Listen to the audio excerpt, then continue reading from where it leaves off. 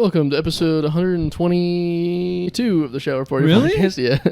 Wow. I'm Liam Salvage, joined by Michael Dickens. We are starting the buzzer clock to see how long it takes for my body to react to Chinese food. If there was any MSG used, my racist body will start reacting. Rejecting it. And will say, oh, there's Asian foreigners inside of your body. We need to eradicate them immediately. Antibodies, get them prepared. Yeah, it is basically, whenever I eat MSG, it is kind of like COVID attacking my body. Affects the upper respiratory system. Yeah. Now, will it make you shit, lockjaw? Break out in hives. So whenever the Asian foreign bodies join, what does the MSG stand for? Monosodium glutamate. No, I want something more funny. Whenever that enters my body, it's like DEFCON 5, the Japanese have attacked. It's like... Prepare the wall. There's a kamikaze on Pearl Harbor, and your body's shutting down. And that's my body's reaction to MSG. Well, I hope you break out in hives, because I want to see it happen. Yeah, well, I do make a joke because I went inside of the Chinese restaurant, and it said no MSG on a sign in the back wall. And it was all Mexicans working there, except for one Asian that was manning the desk. So I know they were being honest. Them good old hardworking Mexicans in the back. If they put honest a sign men. up, they mean it. You know. Mm-hmm. That's fair. That just means they don't speak English. They don't know what MSG means. Yeah, it has English words. I don't know what it means, but that's fair. What's Spanish for no? Whatever French for no is. That's the good part about being French. You come over to America, it's not the same no. So when they're over here being their sexy little selves, they don't understand what the lady's saying. That's true. That's why they come over here and are all sexy, because they're just out here assaulting ladies. Oh, keep saying no. Oh, I do not know what the no means. You combine some other accents in there. I thought that was my French accent. I think it's the MSG coming out of you. That is my French accent too, though. It's when you go European to Asian, it's actually very similar. They're only like 50 miles apart. That's true. I don't know what the conversion rate between kilometers and miles is, but I think the conversion is 50 miles. Whatever they have over there is like Europe to China. It's the same. Okay. It's 50 miles. So really... all Europeans are Asian. Yeah. Because they're always a peeing in the Coke. Me Chinese, me play joke. I'm lost already. It's going to be a hot one. Yeah. I think if you do a Russian accent, you're doing a European and Eurasian. Eurasian accent. That is what I call them. I say, you're Asian. You're not European. You're Asian. Stop lying to us, you Russians. You're Asian. That's where they got confused. I've never heard of MSG causing hives, but I know it causes lockjaw. I have your pen, by the way. Oh, thank you. I appreciate You're that. welcome. You can keep it if you want. I have a bunch of these. These are my favorite pen, the Pilot Fine Liner. They're a felt tip pen. Usually I would go with a nice gel. They were nice. I would go with a Pilot G2 ultra fine point. It's like the 0.03, or I'll sell for the 0.05. But this fine liner is very nice when you're, especially when you're writing on paper. Yes. Because it kind of like soaks in. Like you write and it kind of just soaks. It's like a marker mixed with a pen. It is, yeah. It's nice. It's like a fine tip Sharpie. You should always be equipped with multiple pens on your body at all times. Like, if we see here, I have a Courtyard Marriott pen that I stole. One of the worst, it is, in my opinion. It's just a skinned Bic pen. Yes. Not bad. It'll do the job. Re-skinned. You know, especially if you want to write on skin, you can't do it. You can do it with a fine liner. You can't do it with a ballpoint Pilot G2. You can't write on skin with that. I didn't know. No, but you can with this. The Pilot G2s, those don't write on skin very well. They kind of drag, especially the fine point. They'll cut you. Oh. But these Bic pens are kind of, I think, made for skin. Okay. So the Pilot G2s, if you're doing stick and pokes, you want to use that. Yeah, you could use that. Now here I also have a pencil in my pocket, like I'm back in college. For some reason, there were no pens around, but a mechanical pencil will do you in a jiffy. It will. And you can erase your mistakes. You can, yeah. I never make mistakes personally. That's why I stick with pens. That's fair. But this is I think it's a Bic.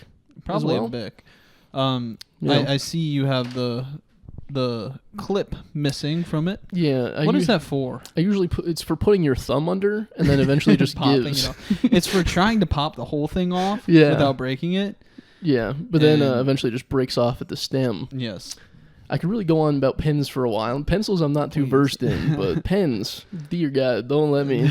That's one of my first date topics. Started on pen. Well, I think second date I was on with Rachel, and I was like, do you know about my favorite pen by chance? Well, don't worry. I have a bunch in my pocket to show you. I'm going to put all these back in my pocket in case of emergencies. Yeah. Of course, need to seduce a girl, and that was originally why I kept the pen in my pocket, like all through high school. I was like, you needed your number. Give my number. I need a nice skin writing pen. That's true. That's why you kept a good Bic or a felt or tip. You do the stick and poke. Yeah, I tattoo my phone number into her forearm. She'll never forget me. That's one number off, so she's like, I just have the wrong number tattooed on me now. That'd be a cruel prank to play. Yeah. On a one night stand. It's kind of like those. It'd be those girls in like middle school that would cut the names of their boyfriends into their legs. You have any of those? No. Okay. Not. Well, we had a few of those in our school. Very cool gals. Oh, they gotta be. It would be very funny if she was mentally disabled and she spelled it wrong. And it was just squibbles. Or if she just made a mistake. That's true. Yeah, that too. Yeah. I was going a little bit more extreme. Yeah, you were. This is an improv podcast. It's a very you're supposed to yes and me. Well, you're supposed to say, what if her helmet was on backwards? That's what you're supposed to say. Wouldn't that be funny? All right, I'll work on it. This is racist and racist improv. Racist, ableist, and bigoted improv. Yeah. My specialty. This is like if the Nazis started a group of the UCB. It's NUCB. What's UCB? United Citizens Brigade. It's a sketch group in Chicago. Oh, it sounds like a union. Imagine if you put an N in front of there.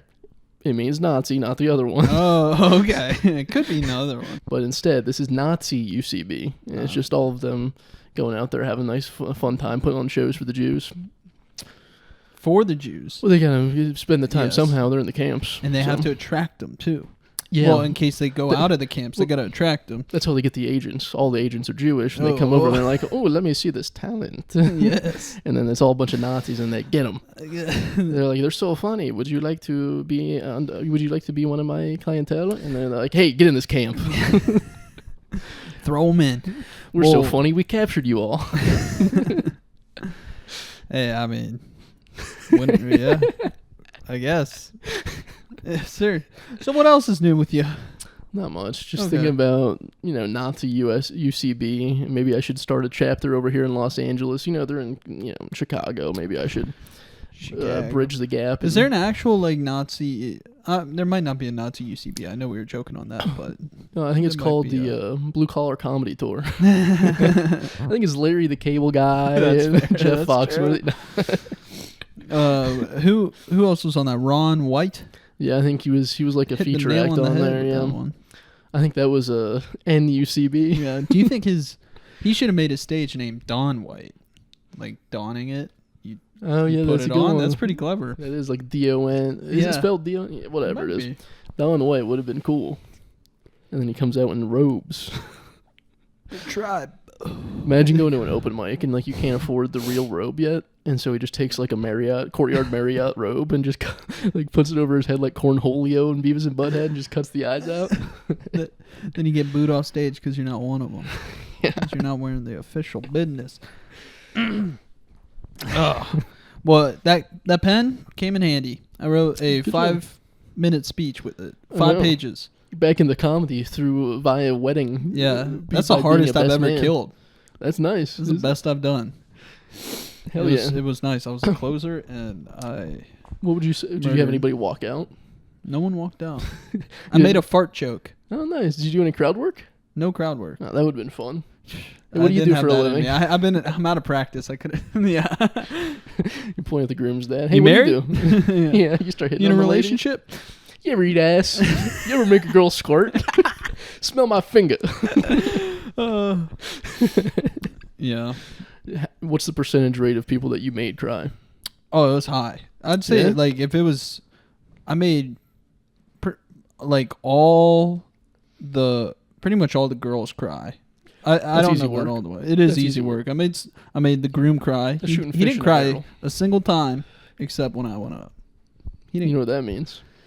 Bitch. I'll give it 5 years. They're gonna get divorced. I got him. The other groomsmen, they were like, there were some hard asses on there. There was a cop. The dude was a New Jersey cop. He was just crying because that guy's not going to beat his wife. Yeah, that's true. He was like, "You're not going to beat her."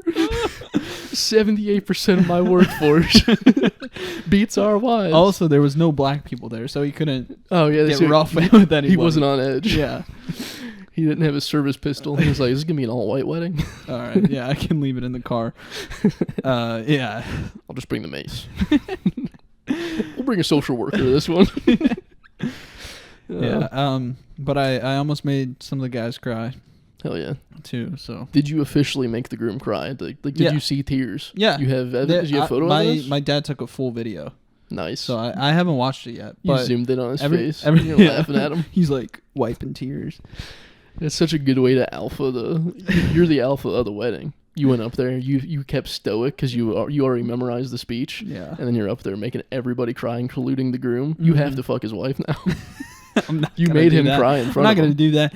The thing is like, it's not like I was belittling him. No, you were. I was saying how much I appreciate and love him. It may have came off like that in the moment, but looking back with your like perspective, yes. Hindsight, you were alphaing him. Alphaing. You were making him your bitch. Yeah, it was pretty nice. You should become you need to make so many friends that you're the best man at like 20 weddings a year. And then you just make them cry. I just rehash the same speech over and over again. You punch it up a little bit. Every your time. Act. Yeah. You go longer. Exactly, you're doing an hour. Dude, I came close. An hour of full-blown baby sobbing. Dude, it's kind of ridiculous how long I went. Everyone else, I went longer than the dads. Well, you're a seasoned veteran. You should have prefaced it by like, I'm on the Shower Party podcast. I can go for an hour if you want me to. You guys really want. Actually, I need someone to talk to me. Yeah. Might get a little racist. We yes and here, so don't try to back out of it. Put on your best man rider that I have to come, and I'm like, talk about the MSG Asians. Talk about that one. I'm just throwing bits at you. Dogs would make a good girlfriend, right? Yeah. It's an inside joke. Talk about having sex with a dog. Now. Yeah. And I'll come up in costume, and you have to like interact with me. I'll come up in a dog costume. I'll come up in a vampire costume. Full show. Yeah. Full show. People would. Yeah, then people would walk out. This could be your like wedding crashers moment. Yeah, you just are hired to be a best man for guys that don't have best friends. Mm-hmm. For this losers. might not be bad. Yeah, I could be a ghostwriter for best man. That's a good option too. It could be. That wouldn't be too bad. Anyone out there who's in a wedding soon? Maybe not, but let us know in the comments. You need to start coming up with like universal experiences with best friends, so that you can just write vague statements, and then you can just copy and paste names into it. I'll steal zodiac sign stuff. When we were in 3rd grade, we jerked off together. Trust me, it's gonna kill. Don't worry about it. Don't worry. You gotta be vulnerable. Yeah. You gotta be. Everyone's done it. Yeah. I already have a pact with Brandon that if he ever gets married, I have to go up there and I have to start the speech off with. Oh, dude! If I do the whole thing in Kermit, that would be pretty good. How would you give your best man speech? A lot of jokes. Yeah. I would not speak directly to the woman because I feel like that's inappropriate. That's for the maid of honor to do. Yes, that's fair. I'm supposed to focus on the man. Man, I say he has such a. Big you got to penis. say something. You'd be like, "You're great." That's about it. If penis size has anything to do with a happy marriage, you guys are gonna be so happy. Yeah. I've seen it. Yeah. We all saw it up there on the altar today. Oh my god, just engorged. Just poking out. And it's tough to show in a suit. Yeah. It's tough to show. It's easy to show a poker, but it's hard to show like a boner. Mm-hmm. And it's tough to show like a hog. Like if you're showing hog. You ever get hard at a school dance and have to like hide it? I don't know. I was probably too nervous. All right, none of us can be as cool as me. Middle school, Washington, D.C., on the boat. I was grinding a little bit. Not necessarily, I'm too tall to grind with anybody, so I was rubbing my balls on her back. And then right between the scapula. I had khaki shorts on, and I went back, and then I made eye contact with another classmate. He looked down, and he was like, "Damn, he's up." And then I ran to the bathroom and put it underneath my belt buckle. There you go. Never said that one out loud. There you go. Yeah. Sharing everything. Yeah, it is. It's rough being so tall that your dick doesn't even go on assholes. When you're trying to have shower sex and you have to do a calf workout. You gotta squat. My girlfriend's short as fuck, so I can't do that. It's a good excuse to do missionary only. Mm-hmm. It's a good excuse to become Christian. To be like, God only. You're short. You're not as close to God, so we have to do missionary so that we're on even playing fields. Yes. I am God's chosen child. Shaq is he is the holiest. He's the Messiah. Coming down to sell shoes at Walmart for all of our sins. And to fuck weirdly small ladies. Ain't that's what Jesus would have done though? Fuck weirdly small ladies and sell shoes at Walmart. Shoes at Walmart for sure. Yeah. No one's done the Christian flip flop brand. I don't think that'd be Birkenstock. Yeah, you're right. What else did you get drunk at the wedding? Open bar? Oh yeah. Hell yeah. Oh dude. yeah. There was an open bar at the rehearsal dinner and at the wedding. That's fucking a lot of money. A lot of money. What's your drink of choice at both? Rehearsal dinner I only got 2 drinks. Okay. Because doesn't matter why, but I got a smoked old fashioned, and then what is it? It was like a vodka Sprite cranberry thing. I don't know. I'm gonna have a dive bar at my wedding. It's gonna be tequila shots and Bud Light only. Dude, a lot of places don't do shots. I know they don't. It sucks. What'd you do at the wedding though?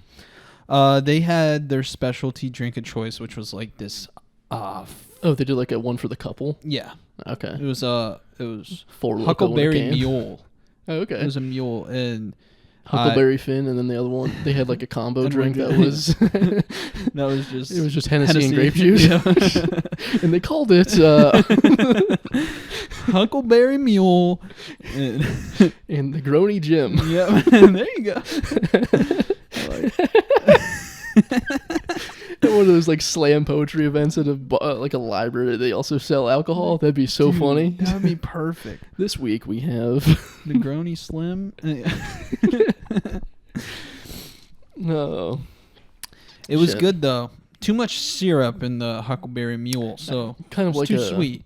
Applebee's Dollarita situation, if you will. Too much syrup, not enough tequila. Yep. I got you. So I said just a splash of the syrup, just a splash of it, and then it was perfect. Okay. I like to compare all of my alcoholic beverages to what is on the Applebee's menu. Yeah. Mm-hmm. So if I'm ordering a margarita at like a Mexican restaurant, I'm like, give me a Dollarita but with less syrup. You know what I'm talking about? They go, we can't make it $1.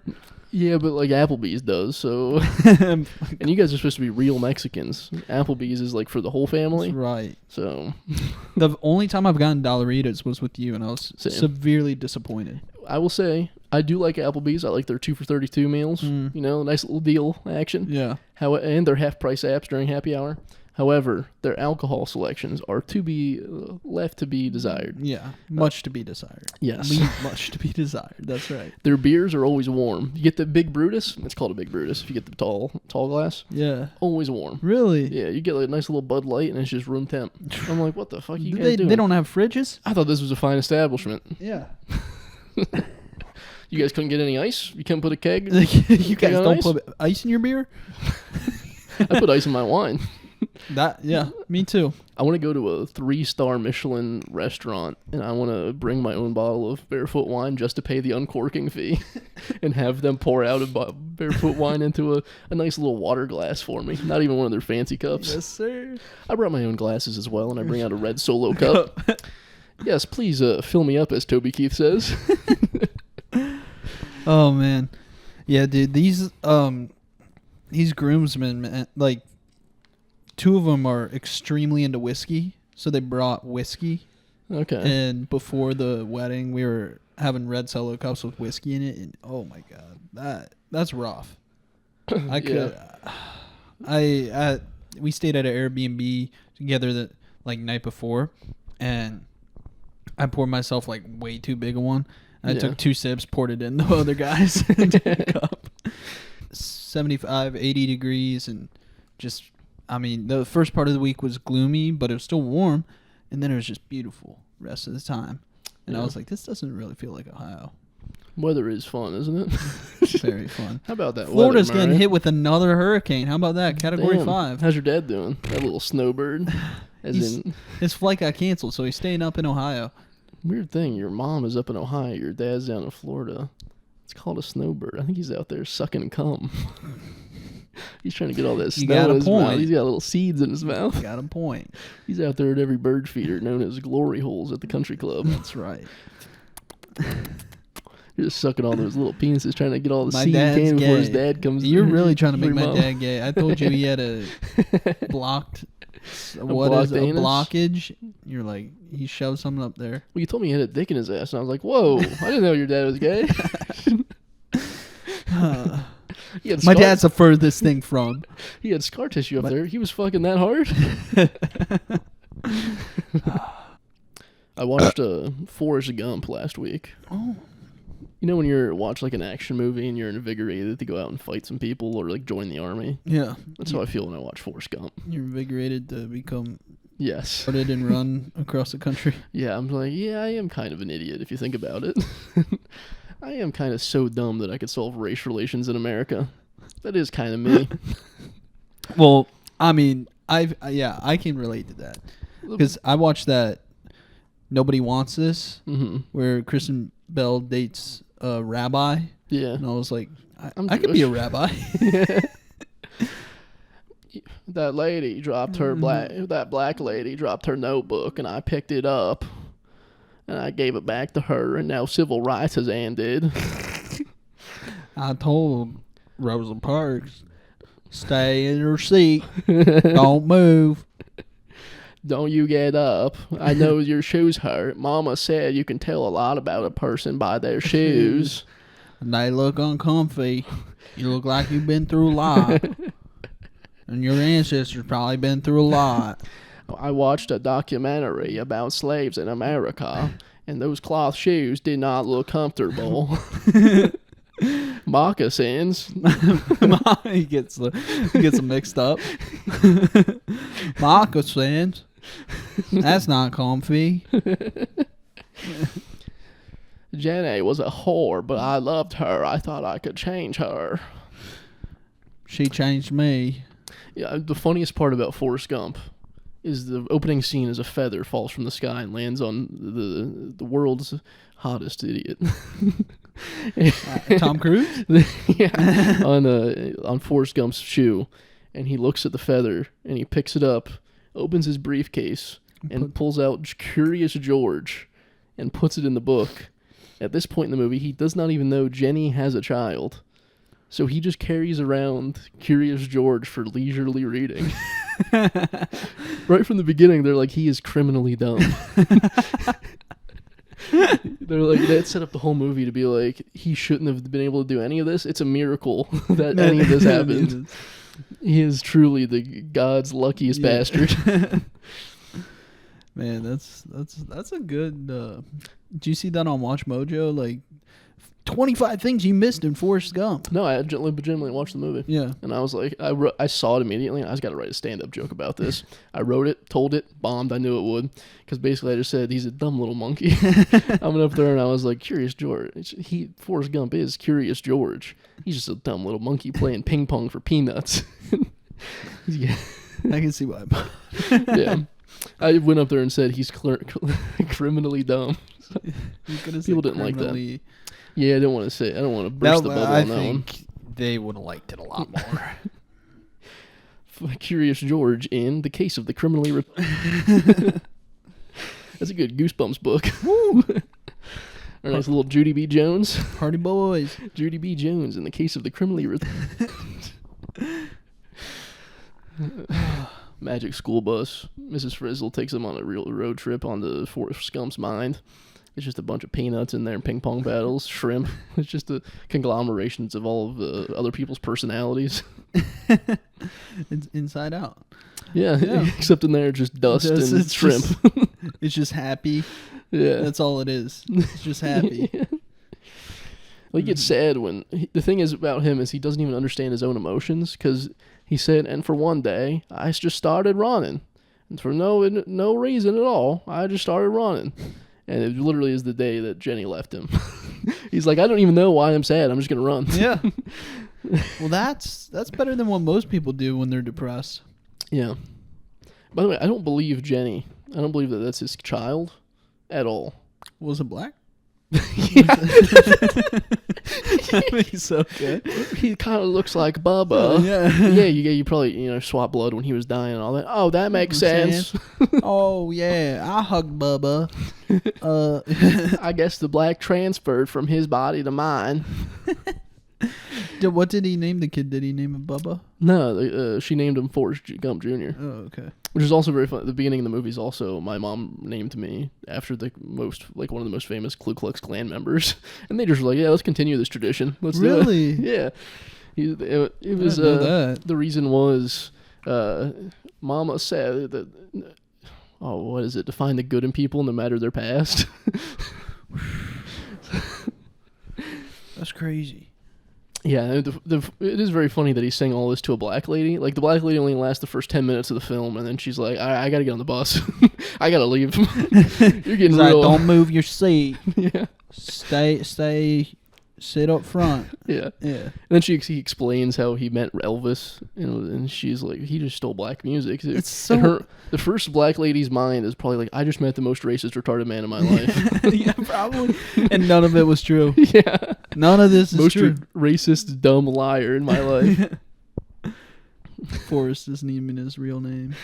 But yeah, I thought that was fun. A little Curious George action. That is fun. That's a good time. Playing ping pong for peanuts. I would not have believed a word he said. Yeah. Yeah. Especially the black lady was there and saw him put the feather in the Curious George book. Yeah, she was like, oh, fuck, does he need help? I've had conversations like that with people here. Yeah. I got stopped by a guy, like, on the corner of our street over here in a wheelchair, and he's like, yeah, I was in a few movies. You remember Lieutenant Dan? Like, wow. Yeah, I basically met Lieutenant Dan. You know Gary Sinise? Yeah, that's me, Lieutenant Dan. It's like, what? No way. Gary Sinise also loves just being a little white savior out there, protecting the hearts of dumb people. He was in Of Mice and Men, protecting Lenny, and then killing him. And then he was in Forrest Gump. He played a minor part in Green Mile, and that was just one big dumb guy in jail. He loves playing. He does. The savior of all. He should just be a special ed teacher. Mm-hmm. At this point, just bite the bullet. So did I ruin the vibe with the Forrest Gump jokes? No. I know I do this sometimes. You catch me at a party and you put on Forrest Gump. I'm like, you guys see how dumb he is? You corner someone for an hour talking about it? I would. I've done at parties before. I put on Forrest Gump, and I'm like, drinking game. Every time they say shrimp, we got to drink. People are just like off in the corner, like they're off doing their own thing, and you're the only one sitting in front shrimp. of the TV. Shrimp, guys, drink. Hey, Bubba just went on his rant. It said shrimp 50 times. You have to drink 50 times. Stop playing Pong. Knock it off. Can you turn down the music? Quick, come here. The dumb guy's gonna play ping pong. You gotta watch this. Guys, come on. He's gonna say life is like a box of chocolates again. Come on. We're actually going to the bar. What? Hey. What, like the bar scene in New Year's Eve and Lieutenant Dan or Forrest Gump are there and they meet those prostitutes and then they go home and then the prostitutes say, what are you, dumb? And they say, you taste like cigarettes. And then Lieutenant Dan gets all mad and he starts saying, get out of here, you whore. And then they start calling them cripples and retards, and then they're like, and then Forrest Gump has to go down to the corner store and get more alcohol after Gary Sinise, Lieutenant Dan, gets so angry he starts throwing all the weirdly a little bit full alcohol bottles that he's not drinking. He's just opening them and then throwing them away. It might happen. Something like that might, at That's the bars. It might happen there. You have fun with this. That was a very funny scene. We'll let you know. When they're at New Year's Eve, like after the ball drops in their bag with the prostitutes, he's opening bottles that you can visibly tell that there's a little bit of brandy left in there. And he's opening them, looking inside and going on his rant, just throwing them. I'm like, you're wasting it. You're an alcoholic. Drink it. Food waste in movies is one of my biggest pet peeves. Yeah. We were kind of talking about this. They get burger and fries, and then they sit there and eat the fries first. No one eats the fries first unless you're a woman. Yeah. And then they maybe take one bite of the burger and then leave it. And go, all right, you ready to go? My dream job is a gaffer on Crime Scene Kitchen on Fox every Wednesday. What's a gaffer? A guy that just tapes down electrical cords and sets up like electrical stuff. Did they get all the food then? Yeah, I am assuming all the cast and crew gets to eat all of that cake. So if I'm just out there being a gaffer, I just tape shit down, and I'm just like, God. Are you guys done judging it yet? I would really like a piece of that pear Belize tart. That'd be a good job. I feel like not for you though. You're diabetic.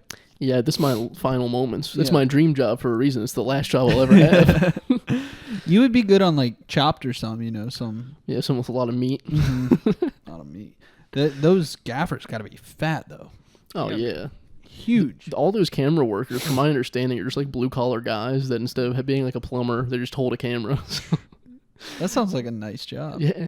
This isn't, I don't have a joke or anything funny, but like a golf photographer.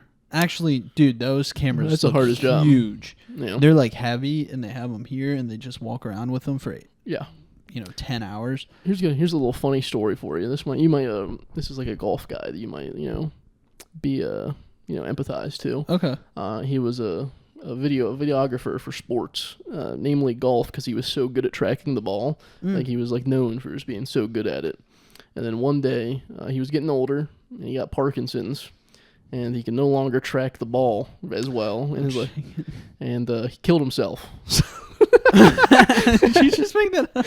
No, I didn't. No way. I don't know if it was Parkinson's or something else, but like there was a point where like maybe he just got older and couldn't keep up as much, and so he just killed himself. I forget what that was from. Might have been a dating show. Well, that's a sad story. Dallas Cowboys, maybe.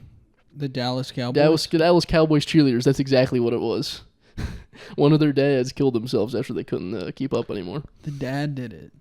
Yeah. Which is good. She said my dad was so good at tracking balls. Yeah.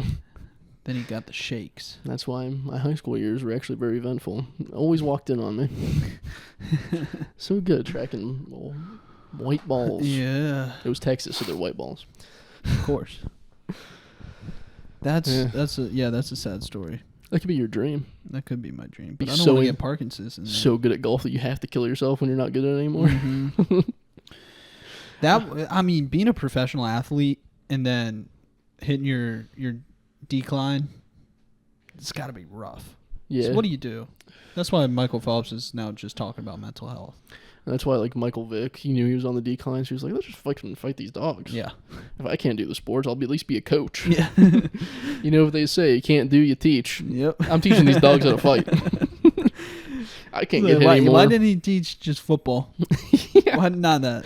Why not the puppy bowl? Right? Yeah. He really was maybe he was just trying to do the puppy bowl, but he was a Renaissance man. Yeah. He was like, I'm thinking about the future. We're going to have dogs doing the Super Bowl. It's the full-grown dog bowl. Ah, fuck. We should have went younger so they didn't kill each other. Maybe we should have gave them helmets. Fuck. Yeah. Maybe we shouldn't have picked the most aggressive dog possible. Mm-hmm. He was just trying to make a hard-nosed O-line. Yeah. He was legitimately trying to get them to, like, go on set and then, like, block. Don't use your teeth, Come on. Pancake them. Yeah. That's holding 15 yards. Fuck. Bad call, ref. Come on. Imagine a dog, like a military dog with PTSD. When they hear fireworks and thunder. Malinois? Yeah. Dogs already get wild, dreamed of thunder and fireworks. Imagine if they were also saw Osama bin Laden. Damn. They'd be freaking the fuck out, dude. That might be the first doggy suicide by the hands of the United States government. Just fucking leaps out the window. This dog unnecessarily went to the Middle East and killed multiple civilians, and he came home and trained himself to tie a noose. Because the 4th of July happened, and it was supposed to be for veterans, but instead he's just reminded of all the horrors of war and all the innocent children and women he killed. Put a slip lead on.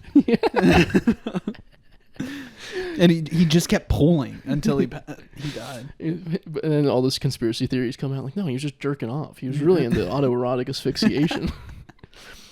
I love when every celebrity kills himself. People online are like, dude, he was just trying to get off. Yeah. Robin Williams, he was just trying to jerk off. Trying to jerk off, baby. Matthew Perry.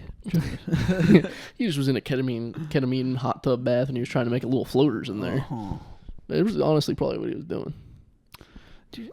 I'm going to see my slug go up to the top. Oh, yeah. Let's see if my slug rises. Ketamine's got to be good. It's got to feel nice. You can get it pretty easily here in California. You can just pay $50 and have a session. Really? Yeah. I think it's like giving blood. Your first time's like $200, and then it slowly goes down. You're a repeat customer, so they're like $200 for the first month, but then it's $50 every time after that. Okay. Fuck, they hook you. I would probably get hooked. We should start selling blood. That's a nice way to offset the electric fees here in California. Right? Yeah, it's ridiculous. Take away my life force so I can pay for air conditioning. They're vampires here. Yeah. I think that is the trick. They raise the prices so high that you have to start donating everything in your body. I tried to apply to donate my cum. Yeah? Yeah. They wouldn't take? No, I'm diabetic. They said no. I should do it. Do it. You're college educated. You have to be 6 foot, college educated, and no autoimmune diseases. Wow. I think I'm good. Does eczema count? That's very funny. I got like rashy skin. Is that okay? They probably like you too. Like you can put Turkish on there too, so all the girls around here are like, "Ooh, little Turkish baby," and then it comes out completely white. You're like, I'm only part Turkish. Come on. I'm still white. Yeah. I don't want like my offspring out there though. That's the reason I do want it. Because what if your wife, who you love dearly and you're never going to leave, can't have children? You know you have someone out there. She might not be able to. We don't know. Mm-hmm. You never know until you do it. But I know I can have kids. Yeah. So this is cooking. Yeah, dude. It's been nice. I feel like the vape helps. Yeah. I mean, I was grumpy all day. Just bad mood. Get home. Hit the vape and now I'm over here tickling your funny bone. Are you not ticklish? I'm extremely ticklish. Where's your tickle spot? Everywhere. Give me your tickle spot Everywhere. right now. Everywhere. No, that's not how the feet are ticklish. Let's just do the last 15 of you tickling me. Come here. Come here. I don't like that. Does your peep? My BB is ticklish. Behind the knee? Oh, yeah. Stop it. Stop it. This is like ASMR tickle session. Mm-hmm. Oh.